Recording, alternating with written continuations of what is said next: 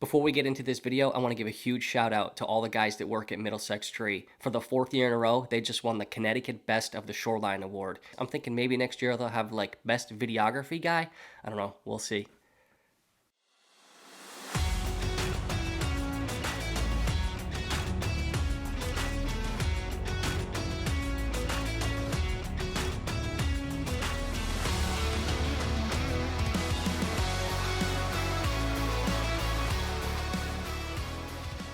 Hey everybody, and welcome back to another Middlesex Tree video. Today we are in the beautiful town of Old Lyme, Connecticut on the beautiful Rogers Lake. And today we've got our main man Bruce back on the crane with us. We're taking down 5 or 6 trees in this location, and 2 of them are going to be monsters, and the other ones are less than that. One of the trees we're going to take down is this huge pine tree that's leaning over the road and would touch the neighbor's house if it fell down. You can see here by the scale of my hand just how big this tree is. Another one of the trees is this big red oak tree hanging out in the backyard with vines growing all over it.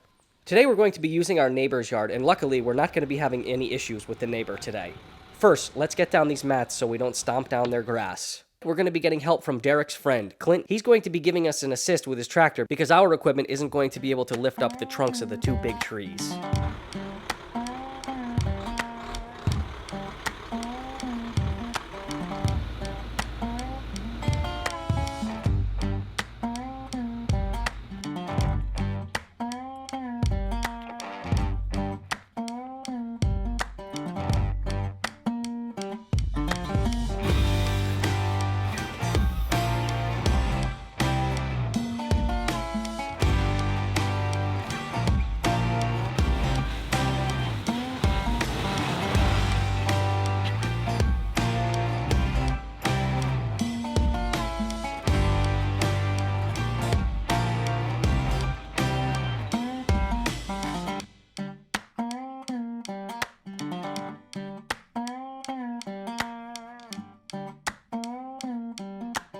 In just about 45 minutes, we've got the top of this Norway maple cut and we're ready to hit the trunk. Josh is going to be handling the final cut of this tree, and here comes Clint with the assist with his tractor. Check out this truck shake when he drops the log in it. While the guys are working up front, Bruce and Derek are going to work on the smaller scale black birch tree in the back. This tree will only take a few cuts to get it up and over the house. Clint is also going to be hooking up his chip truck today. We're going to have a lot of trips, so this is going to help us move faster.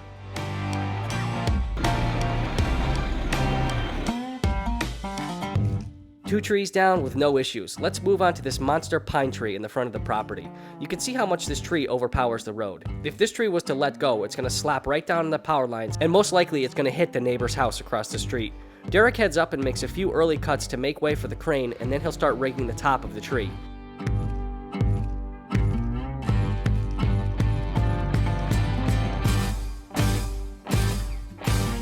Like you see often in our videos, Josh is going to head up on the crane so he can hook up the top of the tree because our bucket truck can't reach that high.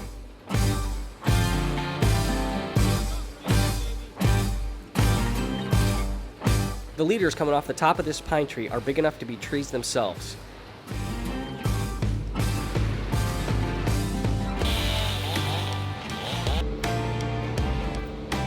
Man, I just love tractors personally. When Clint was lifting up these logs, I just couldn't get enough of watching this machine manhandle these 2,000 and 3,000 pound chunkers.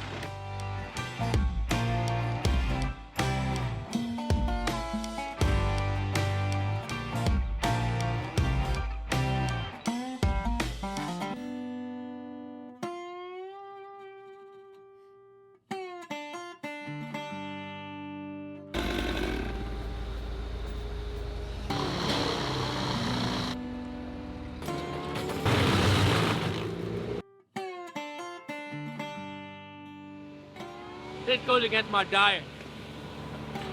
You're not gonna get buff eating that, bro. Today we shot the breeze about tree work, fishing, and everybody's long Labor Day weekend.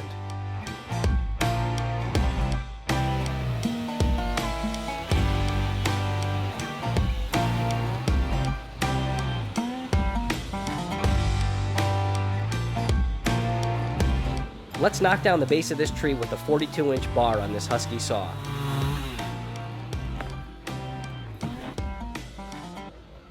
What an amazing difference having this tree knocked down. If I was this homeowner, I'd be ecstatic about the removal of this tree. Let's make way into the backyard and handle this ratty red oak. You can see all the vines that have wrapped themselves around this tree.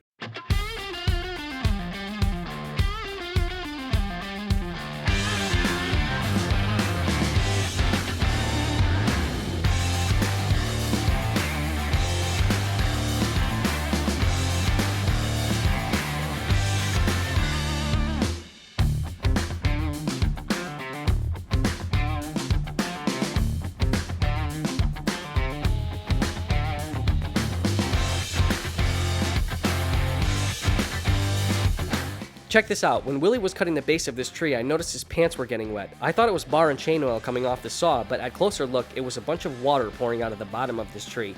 I've seen this before, but this is probably the most I've seen coming out of the tree with these guys. Work smarter, not harder. We get the dingo out and the arborist rope to pull the trunk of this tree over. You can see just how much tension is on that rope as it pulls this trunk down. Have a look at the finished product today. This property has been cleaned up nicely and the homeowners are going to get an easier night's sleep with all these trees down around this little house.